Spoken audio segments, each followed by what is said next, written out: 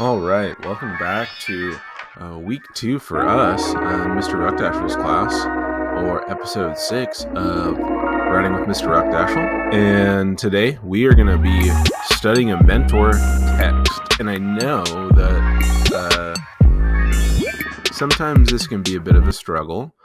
It can be challenging to want to stop our own writing to say, hey, I want to read someone else's, a professional writer's, that is quality, but it's a super important part of the writing process for us.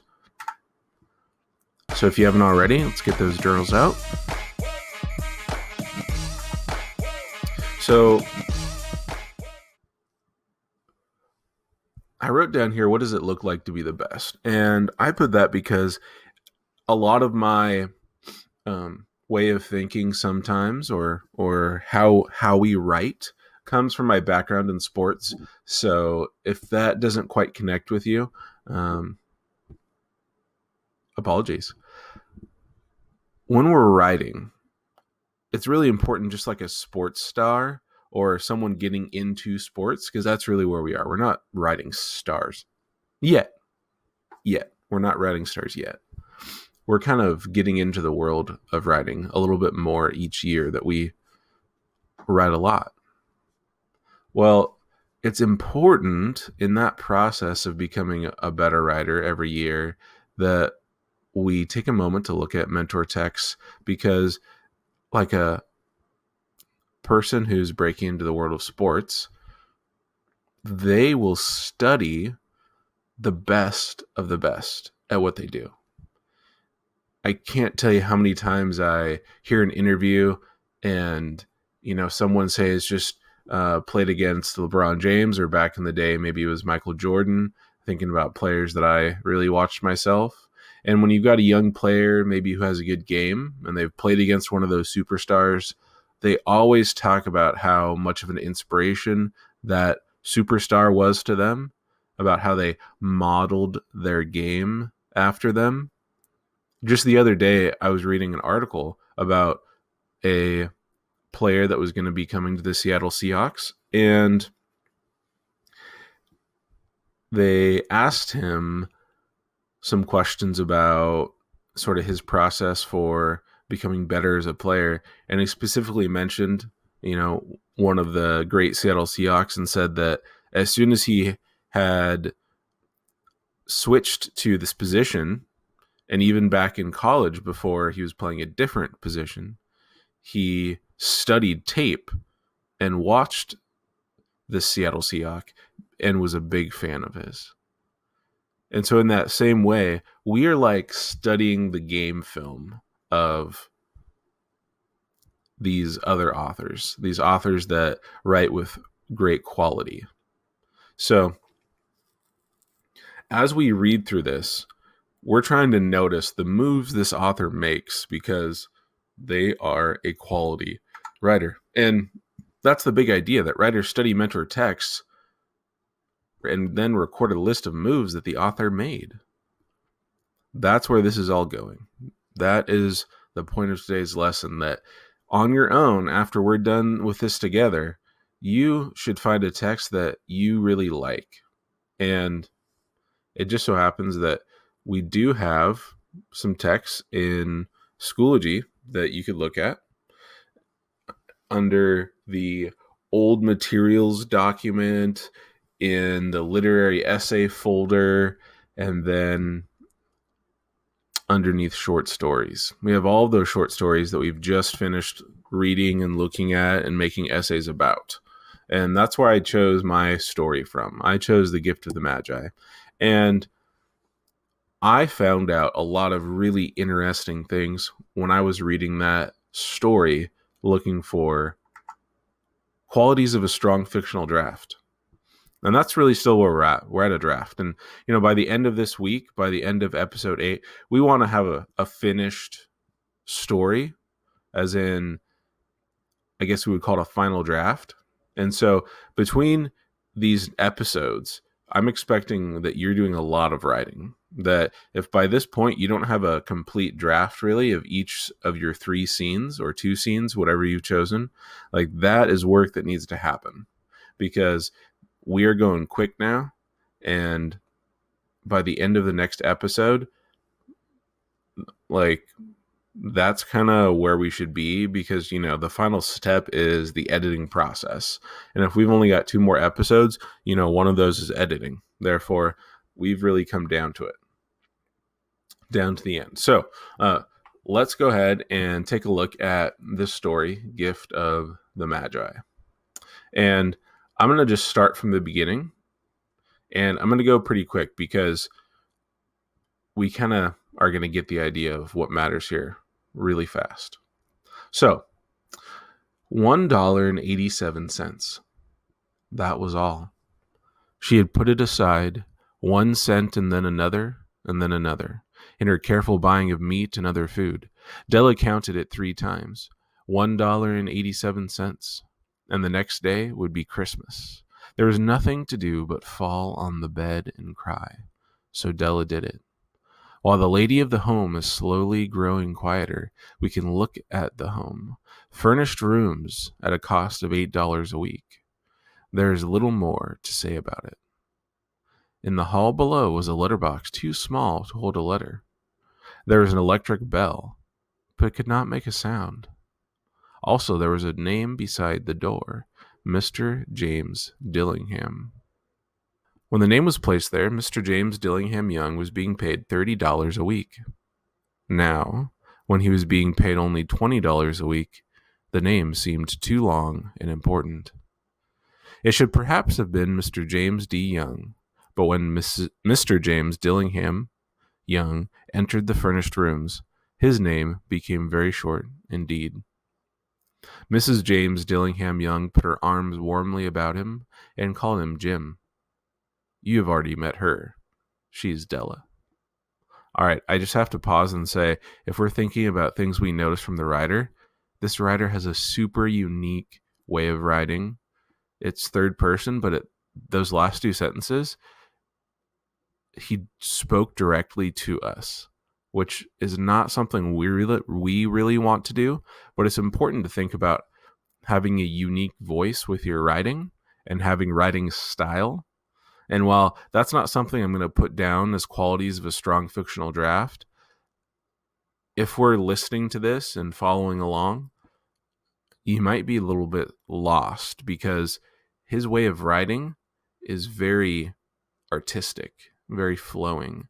And this first section, and this has to do with the first thing we're going to write down, he is overwhelming us with setting and with establishing and hinting at the problem. So far, all we've read about is how essentially the place they live looks like it's a place for maybe rich people, that it's super nice, that to furnish the rooms, as in to fill the rooms with all the things that are in it, like furniture, they actually pay each week to do that. Yet, they put a lot of those rich things alongside how it doesn't quite make sense that it's that rich. It's not functional. Like it says in the hall below is a letterbox, too small to hold a letter. There was an electric bell, but it could not make a sound. The door said Mr. James Dillingham Young, but then later it says, that's too long and important for him now that he's not making as much money. So something has happened here. Something bad to where he's down on his luck. Let's keep reading. Della finished her cleaning and cleaned the marks of it from her face. She stood by the window and looked out with no interest. Tomorrow would be a Christmas day, and she had only $1.87 with which to buy Jim a gift. She had put aside as much as she could for months, with this result. $20 a week is not much. Everything had cost more than she had expected. It always happened like that. Only $1.87 to buy a gift for Jim. Her Jim. She had had many happy hours planning something nice for him. something nearly good enough, something almost worth the honor of belonging to Jim. There was a looking glass between the windows of the room. Perhaps you have seen the kind of looking glass that is placed in $8 furnished rooms. It was very narrow. A person could only see a little of himself at a time. However, if he was very thin and moved very quickly, he might be able to get a good view of himself. Della, being quite thin, had mastered this art. So I just want to take a moment to add a couple things to the list. So right now, the author is continuing to give us lots of details about the setting. Lots of hints at the problem. It's very clear that at this point, we see there's an issue with money. And I said almost painfully because I feel like I'm a horse that's being held back and I just want to go. I want to get into the problem, the meat of the story. I want to find out more. Yet they're telling us all of this information. And in some ways, I would encourage you to maybe do less, but we get the idea that to them, the setting in this story is super important, and hints of the problem are being given to us multiple times, which you should do as well. Another thing that I put down was details helping you or me right now as the reader see the story. We have a pretty clear view, I think, of what this apartment looks like that they're in. And we're going to see now even more details that helped set up the problem. And also sort of Della's emotions about this. Suddenly, she turned from the window and stood before the glass. Her eyes were shining brightly, but her face had lost its color. Quickly, she pulled down her hair and let it fall to its complete length. The James Dillingham Youngs were very proud of two things which they owned. One thing was Jim's gold watch. It had once belonged to his father, and, long ago, it had belonged to his father's father. The other thing was Della's hair. If a queen had lived in the rooms near theirs, Della would have washed and dried her hair where the queen could see it. Della knew her hair was more beautiful than any queen's jewels and gifts. If a king had lived in the same house with all his riches, Jim would have looked at his watch every time they met. Jim knew that no king had anything so valuable. So we've just found out two things that are super valuable to Jim and Della, and they're right side by side. They didn't wait to say something later. They almost directly compared them. Another clear hint at the problem that is starting to arise here. So now Della's beautiful hair fell about her, shining like a falling stream of brown water. Details, helping us see the story. It reached below her knee. It almost made itself into a dress for her. Then she put it up on her head again, nervously and quickly. Once she stopped for a moment and stood still while a tear or two ran down her face. She put on her old brown coat. She put on her old brown hat. With the bright light still in her eyes, she moved quickly out the door and down to the street. Where she stopped, the sign said, Mrs. Sofroni, hair articles of all kinds. Up to the second floor Della ran and stopped to get her breath. Mrs. Sofroni, large, too white, cold-eyed, looked at her. Will you buy my hair? Asked Della. I buy hair, said Mrs. Sofroni. Take your hat off and let me look at it. Down fell the brown waterfall. $20, said Mrs. Sofroni, lifting the hair to feel its weight. Give it to me, quick, said Della. Oh, and the next 2 hours seemed to fly. She was going from one shop to another to find a gift for Jim.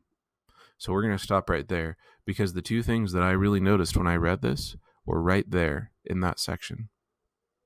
The first being, sentence length creates tension. We have this section there where she's choosing to cut her hair, where she's going down from the apartment above to Mrs. Sofroni's, and it doesn't take long But we go from the writer having a very distinct style where we've got long sentences and long descriptions, and then I feel like we get short and choppy. Down fell the brown waterfall.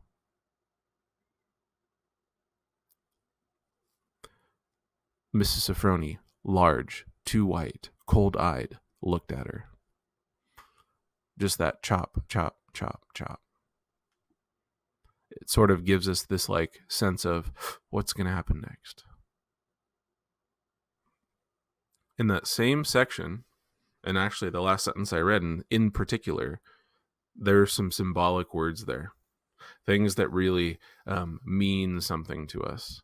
And so Mrs. Sofronie, large, too white, cold-eyed, looked at her. I almost feel like Miss Sofronie represents this evil to us. It should be almost like a warning sign to Della. Don't get involved with this lady. Whatever the cost is that you think you're willing to pay, almost like she's giving her soul to the devil right now, don't do it. In some ways, I wish that we lingered on Miss Sofronie more right here. Too white, so I almost wish that we called her bone white. If we called her bone white, there'd even be more symbolic meaning there. Cold-eyed. It's almost like Mrs. Sofronie is doing everything she can to put off this look of, girl, stop what you are doing. Do not give me your hair. But at the same time, she's taking everything from Della that's most important to her. She's the symbol for that. She's in some ways the symbol for what we get from the story. And that is how possessions are less valuable than giving up what you love for them. So, I won't read any more in the story because at that point, I've really seen some interesting things that I know in my writing I'm not doing and I need to do. And I'm not telling you that you should, once you find a list of these things, because we want to record a list as we're studying a mentor text, don't go then all of a sudden and go to your draft and say, I'm going to write thinking about all 4 of these things. No. We should choose the one thing on there where we go, I know I can do that, and I'm going to put it into my writing. I know looking at my story, symbols is something I just don't naturally think about when I'm writing. So I'm going to be really purposeful when I'm writing my story, or rather revisioning, or I'll reread a draft and now write a new version. And I'll say, hey, I'm thinking about opportunities to write symbols in there. Things on this list that I already do, I already kind of know that I should be creating tension.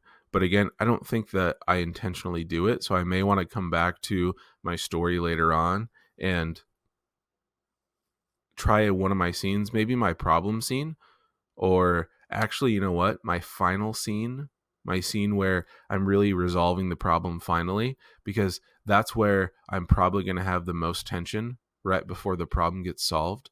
And therefore, creating sentence length that's shorter, that makes it choppy, that makes me almost run out of breath, makes me hold my breath. I know that will be a good place to try that out. The other 2 details, or the other 2 bullets on there, setting and details, hinting at the problem, I've spent a lot of time in scene 1, and I know for myself, I've done those things. So if you look at your list, choose the thing you know you haven't done, and hopefully you have a clear idea of how you could do that, and set to work on your story.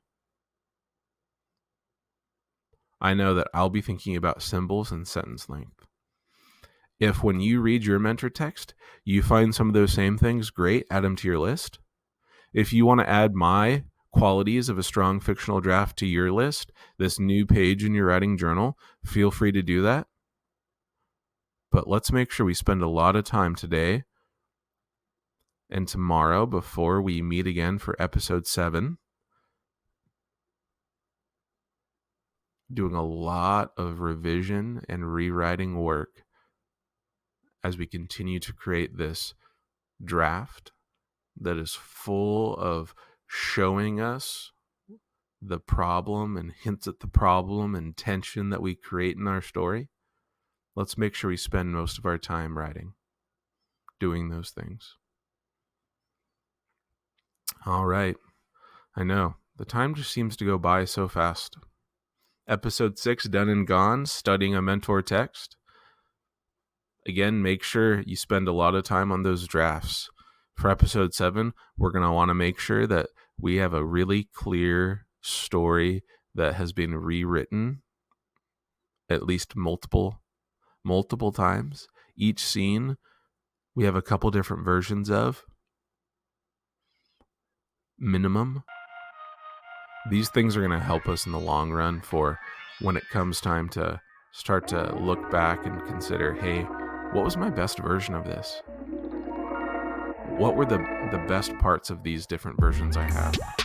So we can start to do that work of combining and considering what we need to do more in our final draft. All right. Thanks for watching and listening. Hope to see you in the Zoom. Take care. Peace.